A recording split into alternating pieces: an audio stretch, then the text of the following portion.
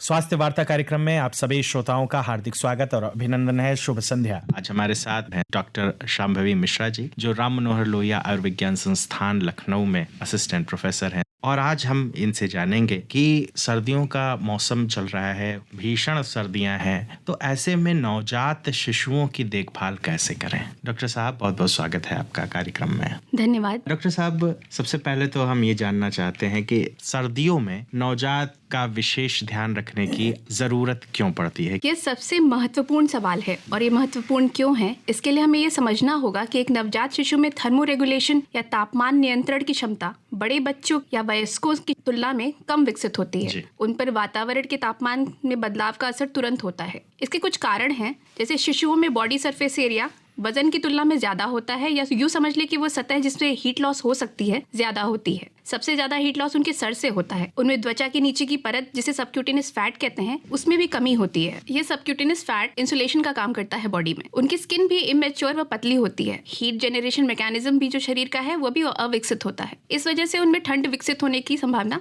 ज्यादा हो जाती है। तो डॉक्टर साहब, आपने बताया कि बहुत सारी चीजें उनमें अल्प विकसित होती हैं, जो विकसित हो रही होती हैं पूरी तरह से डेवलप नहीं होती, इसलिए खतरे ज्यादा होते हैं। और जब खतरे ज्यादा हैं तो देखभाल की आवश्यकता भी ज्यादा पड़ती है। डॉक्टर साहब, हाइपोथर्मिया अक्सर हम सुनते हैं, तो ये हाइपोथर्मिया क्या होता है? हाइपोथर्मिया जानने के लिए पहले में ये जानना होगा कि एक नवजात शिशु का नॉर्मल टेम्परेचर जो है वो 36.5 डिग्री सेंटीग्रेड से 37.5 डिग्री सेंटीग्रेड तक होता है। अगर तापमान जो है वो 36.5 डिग्री सेंटीग्रेड के नीचे जाता है तो हम उसे हाइपोथर्मिया का टर्म देते हैं। अगर आंकड़ों की बात करें तो हर 1 डिग्री तापमान में गिरावट के साथ नवजात शिशु मृत्यु दर 28% बढ़ जाता है और शिशु में इन्फेक्शन के चांसेस 11% बढ़ जाते हैं। हाइपोथर्मिया में जो कैलोरीज शिशु के विकास में इस्तेमाल होनी चाहिए वो उसका तापमान नियंत्रित करने में लग जाती हैं। हाइपोथर्मिया की संभावना समय से पहले जन्मे शिशु या प्रीमेच्योर बेबीज या कम वजन वाले शिशु या लो बर्थ वेट बेबीज या फिर जिन शिशुओं में संक्रमण हो उनमें ज्यादा होती है।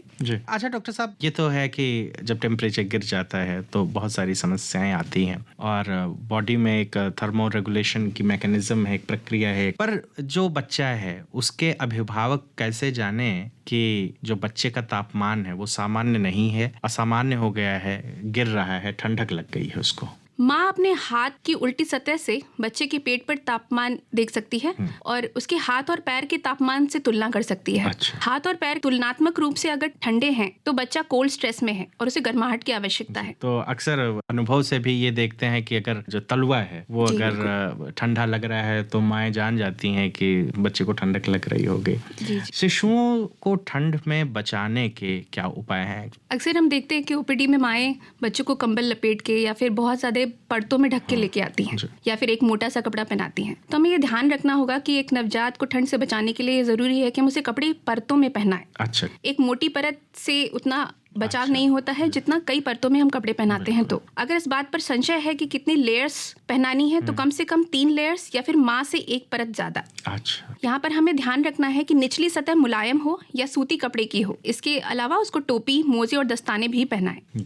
जो वुलन की सतह रहती है वो डायरेक्ट उसके स्किन के कांटेक्ट में नहीं आनी चाहिए या फिर उसके फेस के, नहीं तो उससे रैश हो सकता है। जी, बिल्कुल सही बात है। कई बार माताएं कई परतों में नवजात को लपेट देती हैं जिससे बच्चों का तापमान बढ़ जाता है। तो अगर ऐसा लगता है आपको कि बच्चा चिड़चिड़ा हो रहा है, लगातार रो रहा है, पसीना हो रहा है और माताएं कंप्लेन कर रही हैं कि उसे बुखार है, तो आप 1 परत कम करके देख सकते हैं। ठीक है। इसके अलावा जो प्रीमेच्योर या समय से पहले जन्मे बेबीज और लो बर्थ वेट बेबीज हैं उनको अगर हम घर पे हैं तो फिर कंगारू मदर केयर के द्वारा गर्माहट दी जा सकती है। इसमें माँ शिशु को अपने स्तन के बीचों बीच रखती है और स्किन टू स्किन कांटेक्ट देती है जिससे उसे गर्माहट मिलती है। केएमसी के और भी बहुत से फायदे हैं। कंगारू मदर केयर जी, जिसमें माँ और शिशु में बॉन्डेज, स्तनपान की स्थापना, माँ के दूध में वृद्धि, इन्फेक्शन से बचाव जैसे अनेक फायदे हैं। केएमसी देते समय भी यह ध्यान रखना है कि बच्चे का सर, हाथ और पैर ढक कर रखे। जी डॉक्टर साहब, आपने शिशु के टेम्परेचर मेंटेनेंस की बात की, इसमें रूम टेम्परेचर भी कितना इम्पोर्टेंट होगा? जिस कमरे में शिशु को रखा जाए उसका तापमान 25 से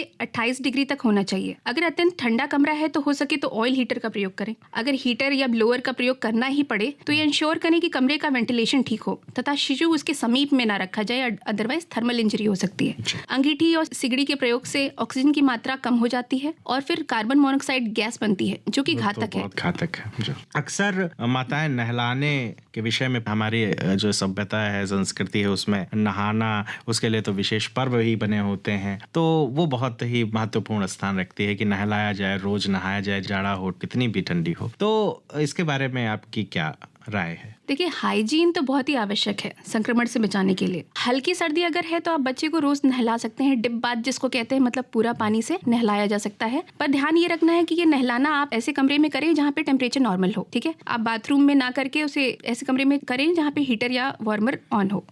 दूसरा, अगर बच्चा जैसे ही नहा के निकले उसे तुरंत ड्राई करके उसे कपड़े पहनाए या फिर लपेट के रख दें। दूसरी, अगर कड़ाकी टक्की ठंड है तो 3 से 4 बार नहलाना हफ्ते में भी जायज है। डॉक्टर साहब, जब इतना सब कुछ है, उसको ठंड से बचाना है, बहुत सारे लेयर्स के कपड़े पहनाने हैं और कमरे में गर्माहट रखनी है, कभी कभी ड्राई हो जाती है स्किन, तो इसके लिए भी चलते चलते कुछ आप बता दीजिए कि कैसे ड्राई भी ना हो और सुरक्षित भी रहे बच्चा। देखिए, शिशुओं की त्वचा पतली होती है। अगर आपने बच्चे को नहला लिया है और वेदर ड्राई है तो आपको मॉइस्चराइजेशन का ध्यान रखना पड़ेगा। तो कोई भी शिशुओं के लिए स्पेशलाइज्ड मॉइस्चराइजर्स होते हैं, उनका उपयोग आप कर सकते हैं, सिर्फ उसमें सुगंधित नहीं होने चाहिए। वो ठीक है। मसाज के बारे में आपका क्या कहना है? देखिए, शिशुओं की मालिश के तो बहुत फायदे हैं, जैसे केयर गिवर और बेबी में बॉन्डिंग बनना, टच सेंसिटाइजेशन होना, पाचन प्रक्रिया में मदद और नींद बेहतर होना। कई बार माताओं से ये सुनने में आता है कि इसकी हड्डी मजबूत होती है और ग्रोथ तेज होती है, तो ये प्रमाणित तथ्य नहीं है। परंतु हाँ, मालिश लाभदायी है, इसलिए ठंड में भी इसे जारी रखें, परंतु 10 मिनट तक, उससे ज्यादा एक्सपोज ना रखें बच्चे को। हल्की हाथ से मालिश करें, कोई भी सुगंधित अथवा रंग युक्त तेल का इस्तेमाल ना करें। नारियल तथा तिल का तेल उपयुक्त होगा। मालिश के लिए तेल दोनों हाथों में मलकर गर्म करें तथा गर्म तेल शिशु के शरीर पे सीधे ना गिराएं। मालिश के उपरांत अतिरिक्त तेल उसके शरीर से साफ कपड़े से पोंछ लें। नाक, कान, जेनिटल एरियाज और एंटीरियर फॉन्टेनेल में तेल ना डालें। डॉक्टर साहब, सर्दी जुकाम की भी बात हम कर ही लें, क्योंकि ठंडक बहुत है। जो अभी आपने प्रीटर्म बेबीज की बात की तो बहुत उनको समस्याएं होती ही हैं। आम बच्चों को भी जो है सर्दी जुकाम लगा रहता है, नाक बहती रहती है, नाक बंद भी हो जाती है, तो क्या करें? अक्सर माताओं को ऐसा लगता है कि बच्चे को सर्दी हो गई है, उसके पहले फीवर भी नहीं आता, बट क्या होता है कि जाड़ों में हवा शुष्क हो जाती है, इसलिए शिशुओं के नाक के सिक्रीशंस जो होते हैं वो सूख जाते हैं। ठंडी और शुष्क हवा के कारण नाक बंद भी हो जाती है और सांस लेने में रुकावट पैदा होती है। ऐसे में आप नेजल सलाइन ड्रॉप्स का इस्तेमाल कर सकते हैं और नाक की सफाई कर सकते हैं। कमरे के लिए भी आप ह्यूमिडिफायर का यूज कर सकते हैं, परंतु यहाँ पर यह ध्यान होगा कि ह्यूमिडिफायर में फंगल और मोल्ड ना बने, इससे उसकी नियमित सफाई होनी चाहिए। डॉक्टर साहब, जो ये नेजल स्प्रे की आपने बात की, तो किस उम्र से देना चाहिए इसको, कि नवजात को भी दे सकते हैं? आप नवजात को भी दे सकते हैं और कितनी बार सकते हैं, ये बस नमक वाला पानी है। तो सर्दियों में नवजात को संक्रमण से उसको कैसे बचाएं? देखिए, नवजात को सबसे पहले तो एडिक्वेट ब्रेस्ट फीडिंग सुनिश्चित करें। माँ के दूध से शिशु को वह सारे एंटीबॉडीज मिल जाते हैं जिससे आने वाली सारी बीमारियों से उसका बचाव हो सके। पहले 1-2 दिन में आने वाला गाढ़ा पीला जो दूध होता है, जिसको कोलेस्ट्रम कहा जाता है, वह शिशु के लिए वैक्सीन शॉट के तुल्य माना गया है। 6 महीने तक स्तनपान के अलावा कुछ भी ना दे। बोतल का इस्तेमाल बिल्कुल भी ना करें। सही ढंग से स्टरलाइज ना होने पर इन्फेक्शन की संभावना बोतल से बढ़ जाती है तथा निप्पल कंफ्यूजन की वजह से बच्चा दूध पीना भी छोड़ देता है। बच्चे की नाल पर भी कुछ ना लगाएं और उसे ड्राई और क्लीन रहने दें। देखिए, एक भ्रांति है कि माँ का इन्फेक्शन दूध के रास्ते शिशु में चला जाएगा। अगर माँ बीमार है तो वह भी मास्क लगाकर बच्चे को स्तनपान करा सकती है। इसके अलावा हैंड वॉशिंग का ध्यान रखें और शिशु के केयर गिवर्स की संख्या सीमित हो। बहुत से विजिटर्स को शिशु हैंडल करने को ना दें। अब डॉक्टर साहब, चलते चलते आपसे बस ये जानना चाहेंगे कि किन परिस्थितियों में जो है डॉक्टर के पास जाना जरूरी हो जाता है? ये बहुत ही अच्छा प्रश्न है और ये डेंजर साइंस जो हम अभी डिस्कस करेंगे, ये सभी परिवार के सदस्यों को ज्ञात होनी चाहिए। जैसे अगर हम बच्चे में देखें तो बच्चे का सुस्त होना, दूध पीना छोड़ देना, तेज सांस लेना या पसली चलना या पांजर मारना, वो लोग कहते हैं, बार बार उल्टी आना। अगर 5 से 10 ml दूध हर बार निकाल रहा है तो दैट इज ओके। बुखार आना या ठंडा पड़ना, आंखों और त्वचा का पीलापन दिखना, पेट फूलना या झटके आना, इनमें से कोई भी लक्षण अगर दिखे तो उन्हें तुरंत चिकित्सकीय सलाह लेनी चाहिए। डॉक्टर साहब, आप आकाशवाणी के स्टूडियो है और बहुत विस्तार से नवजात शिशुओं को ठंड से कैसे बचाएं इसके बारे में कई डायमेंशंस में बात की। आपका बहुत बहुत धन्यवाद, शुक्रिया। Thank you.